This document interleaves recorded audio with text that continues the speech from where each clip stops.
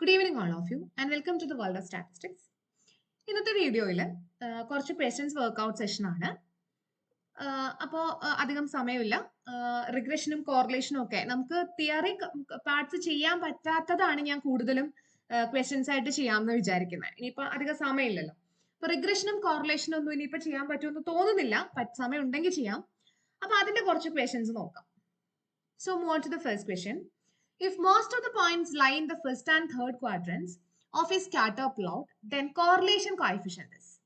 ഒരു scatter പ്ലോട്ടിന്റെ first ക്വാഡ്രന്റിലും third ക്വാഡ്രന്റിലുമാണ് കൂടുതൽ പോയിന്റ്സും ലൈ ചെയ്തിരിക്കുന്നത് എന്ന് പറയുമ്പോൾ നമുക്കറിയാം ഫസ്റ്റ് ക്വാഡ്രന്റ് എന്ന് പറയുമ്പോൾ എക്സും ഇൻക്രീസ് ചെയ്തിട്ടുണ്ടായിരിക്കും, at the same time Y also increases. അപ്പൊ അതൊരു പോസിറ്റീവ് റിലേഷൻഷിപ്പ് ആണ് ഫസ്റ്റ് ക്വാഡ്രന്റിൽ വരും. ഇനി രണ്ടും ഡിക്രീസ് ചെയ്യുമ്പോഴാണ് തേർഡ് ക്വാഡ്രന്റിൽ വരുന്നത്. ഇനിയിപ്പോ രണ്ടായാലും അതായത് X increases and Y also increases, X decreases and Y also decreases. So രണ്ടും നമുക്ക് പ്രൊവൈഡ് ചെയ്യുന്നത് ഒരു പോസിറ്റീവ് റിലേഷൻഷിപ്പ് ആണ്. ശരിയല്ലേ? ഒരു പോസിറ്റീവ് റിലേഷൻഷിപ്പ് ആണ്, ഒരു പോസിറ്റീവ് ഇമ്പാക്റ്റ് ആണ് രണ്ടും നമുക്ക് പ്രൊവൈഡ് ചെയ്യുന്നത്. സോ കോറിലേഷൻ എന്തായിരിക്കും? പോസിറ്റീവ് ആയിരിക്കും. Option A. ഓപ്ഷൻ എ ആണ് അതിന്റെ answer. Second question. A measure which examines the association between dependent variable and an independent variable after factoring out the effect of other independent variables. അതായത് ഒരു measure, ഇപ്പൊ correlation coefficient എന്ന് പറയുമ്പോൾ നമുക്കറിയാം രണ്ട് variables തമ്മിലുള്ള റിലേഷൻഷിപ്പിന്റെ മെഷർ പ്രൊവൈഡ് ചെയ്യുന്നതാണ് correlation coefficient എന്ന് പറയുന്നത്. ഇനി അവിടെ വരുന്ന രണ്ട് ന്യൂ കൺസെപ്റ്റ്സ് ആണ് മൾട്ടിപ്പിൾ കോറിലേഷൻ കോഎഫിഷ്യന്റും പാർഷ്യൽ കോറിലേഷൻ കോഎഫിഷ്യന്റും എന്ന് പറയുന്നത്. ഇപ്പോ ഒരു ഡിപ്പെൻഡന്റ് വേരിയബിളും ഒരു ഇൻഡിപെൻഡന്റ് വേരിയബിളും പിന്നെ എന്താ പറയാ ബാക്കി സംഭവങ്ങളൊക്കെ ആണെങ്കിൽ നമുക്കറിയാം അത് കോറിലേഷൻ കോഎഫിഷ്യന്റ് ആണ്. പക്ഷെ ഇവരിവിടെ പറഞ്ഞിരിക്കുന്ന ഒരു ഡിപ്പെൻഡന്റ് വേരിയബിളും ഒരു ഇൻഡിപെൻഡന്റ് വേരിയബിളും then factoring out the effect of other independent variable. അതായത് ബാക്കിയുള്ളതിനെയൊക്കെ സപ്രസ് ചെയ്ത് വെച്ചിട്ടാണ് ഇതിന്റെ രണ്ടിന്റെയും റിലേഷൻഷിപ്പ് സ്റ്റഡി ചെയ്യുന്നത്. അതായത് ഫോർ എക്സാമ്പിൾ പറയുകയാണെങ്കിൽ ഈൽഡ് എന്ന് പറയുന്ന ഒരു സംഭവം ഒരുപാട് ഫാക്ടേഴ്സിനെ റിലേറ്റ് ചെയ്തിട്ടുണ്ട് അല്ലെ? സോയിൽ ഫെർട്ടിലിറ്റി, പിന്നെന്താ weather condition and water content, അങ്ങനെ ഒരുപാട് ഫാക്ടേഴ്സിനെ ചെയ്യുന്നുണ്ട്, ഡിപ്പെൻഡ് ചെയ്യുന്നുണ്ട്. പക്ഷെ നമുക്ക് ഏതെങ്കിലും രണ്ടെണ്ണത്തിന്റെ റിലേഷൻഷിപ്പ് സ്റ്റഡി ചെയ്താൽ മതി. അപ്പൊ നമ്മൾ എന്ത് ചെയ്യും? ബാക്കിയുള്ളതിനൊക്കെ controlling the influence of other factors, ബാക്കിയുള്ളതിന്റെ ഒക്കെ ഇൻഫ്ലുവൻസ് നമ്മൾ കൺട്രോൾ ചെയ്ത് വെക്കും. അങ്ങനെ ചെയ്യുന്ന പരിപാടിക്ക് വിളിക്കുന്ന പേരാണ് partial correlation coefficient. Okay, a measure which examines the association between only two variables, one dependent and one independent variable, and controlling the influence of other factors is known as partial correlation coefficient. So option C ആണ് answer. Option C. Next question. If the correlation between x and y is 0.3, then the correlation between 2x and 3y.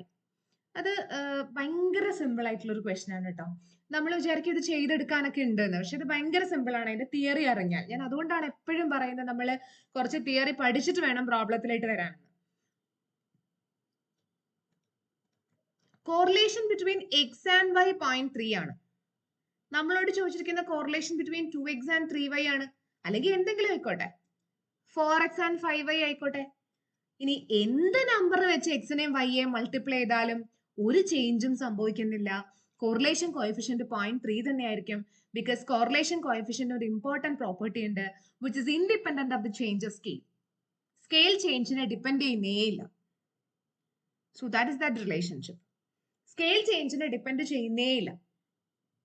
അപ്പോൾ എന്ത് scale change കൊടുത്താലും, ഇപ്പോ x/2ഉം y/3ഉം തമ്മിലുള്ളതാണെങ്കിലും, അല്ലെങ്കിൽ 2xും y/2ഉം തമ്മിലുള്ളതാണെങ്കിലും, scale change എന്ത് വന്നാലും, അത് നമ്മുടെ ഒരു പ്രീവിയസ് ക്ലാസ്സിൽ നമ്മൾ സ്കെയിൽ ചേഞ്ചും ഒറിജിൻ ചേഞ്ചും എന്താന്ന് പറയുന്നുണ്ട് സെൻട്രൽ ടെൻഡൻസിന്റെ ക്ലാസ്സിൽ, അറിയാലോ. അപ്പൊ അത് കണ്ടാൽ മതി. അതിൽ നമ്മൾ ചേഞ്ച് ഓഫ് ഒറിജിൻ എന്താണ് ഉദ്ദേശിക്കുന്നത്, ചേഞ്ച് ഓഫ് സ്കെയിൽ എന്ന് പറഞ്ഞാൽ എന്താണ് ഉദ്ദേശിക്കുന്നത് എന്നൊക്കെ നമ്മൾ എക്സ്പ്ലെയിൻ ചെയ്യുന്നുണ്ട്.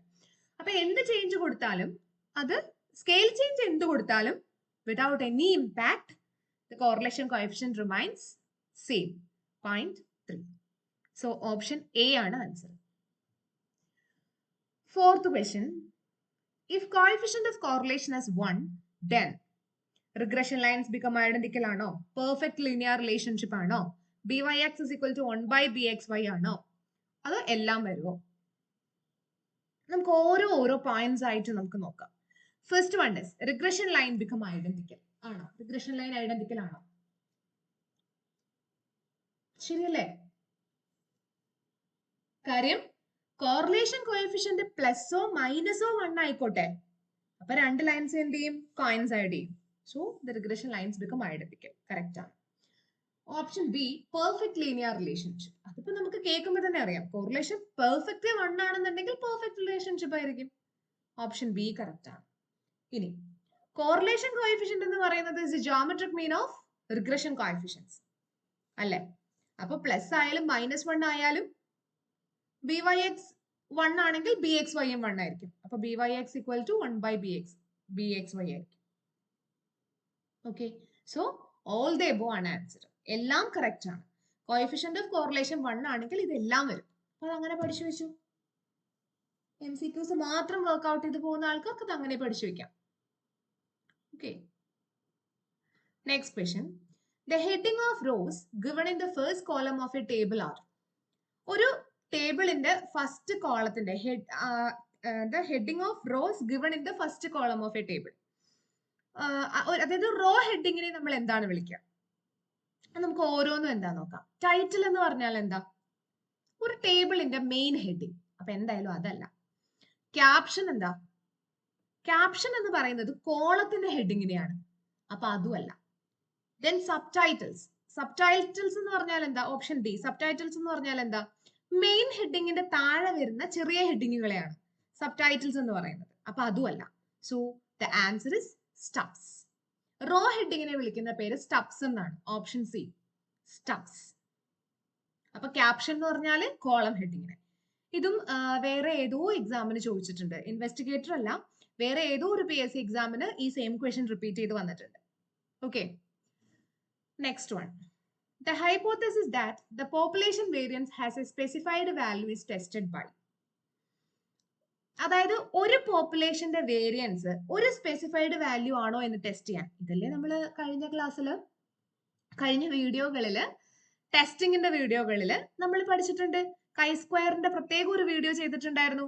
അതിൽ കൈസ്ക്വയറിന്റെ ആപ്ലിക്കേഷൻസ് പറഞ്ഞപ്പോൾ ഫസ്റ്റ് പറഞ്ഞ ആപ്ലിക്കേഷൻ ഇതാണ്. ഒരു പോപ്പുലേഷന്റെ വേരിയൻസ് ഒരു സ്പെസിഫൈഡ് വാല്യൂ ആണോ എന്ന് നോക്കാൻ നമ്മൾ കൈസ്ക്വയർ ടെസ്റ്റ് ആണ് യൂസ് ചെയ്യുന്നത്. അത് ആ വീഡിയോ കണ്ടാൽ മതി. Option A. ബാക്കി ആപ്ലിക്കേഷൻസും അതിൽ പറയുന്നുണ്ട്. ഇത് തന്നെ വീണ്ടും ചോദിക്കണം എന്നില്ല, വേറൊരെണ്ണം എടുത്ത് ചോദിക്കാം. ഇൻഡിപെൻഡൻസിയോ ഗുഡ്നെസ് ഓഫ് ഇറ്റോ ഒക്കെ ചോദിക്കാം. അപ്പൊ അത് ആ വീഡിയോ നോക്കിക്കോളൂ. അപ്പൊ option A chi square test. Last question. For a positively skewed distribution the relation between mean, median and modes. അത് വേണമെങ്കിൽ ബൈഹാർട്ട് ചെയ്ത് വെച്ചോ. ഇപ്പോ നമ്മൾ ഹാൻഡിൽ ചെയ്യുന്നത് ഒരു പോസിറ്റീവ്ലി സ്ക്യൂഡ് ഡേറ്റ ആണെങ്കിൽ mean less than median less than mode ആയിരിക്കും. സോറി, നെഗറ്റീവ്ലി സ്ക്യൂഡ് ഡേറ്റ ആണെങ്കിൽ mean less than median less than mode ആയിരിക്കും. ഇനി പോസിറ്റീവ്ലി സ്ക്യൂഡ് ഡേറ്റ ആണെങ്കിൽ തിരിച്ചു വരും. Mean greater than median greater than mode ആയിരിക്കും. ഇതിങ്ങനെ ബൈഹാർട്ട് ചെയ്ത് വെച്ചോ.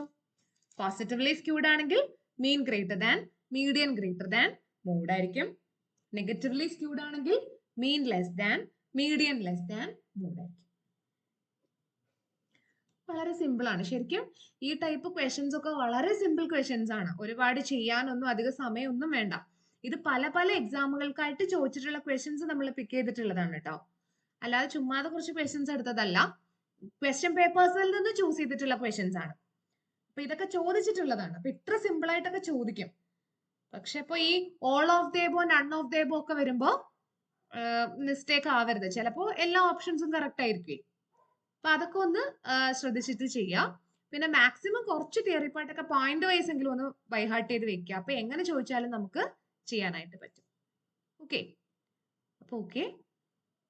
അപ്പൊ ഇതിന്റെ answer mean greater than median greater than mode. Option C. ഞാൻ ഓപ്ഷൻസ് മാത്രം ഒന്ന് പറയാം. First question option A, second option C, third option A, fourth option D, fifth option C, sixth option A, last one option C. Okay. അപ്പോൾ wait for the next video and thank for watching.